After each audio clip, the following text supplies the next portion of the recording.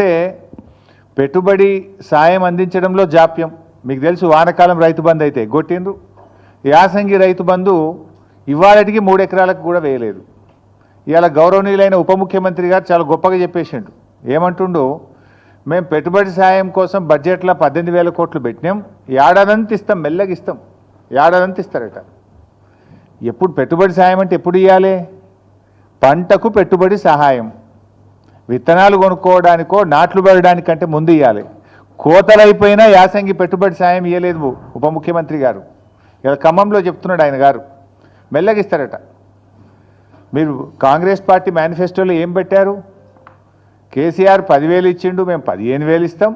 ఆ 15,000 కూడా పంట సీజన్ ప్రారంభం కాకముందే రైతుల ఖాతాల్లో వేస్తామన్నాడు. ఇప్పుడు పంట సీజన్ ప్రారంభం కాదు, పంట సీజన్ అయిపోయింది, అయినా కూడా ఇంకా ఖాతాల్లో డబ్బులు పడలే. ఓడదాటదాకా ఓడమల్లప్ప, ఓడదాటినాక బోడమల్లప్ప. ఇది ఇంకా అసెంబ్లీ బడ్జెట్ స్పీచ్లో చెప్పిండి ఈ డైలాగ్ బట్టి విక్రమార్క గారు. ఇది నీకే వర్తిస్తుంది విక్రమార్క గారు.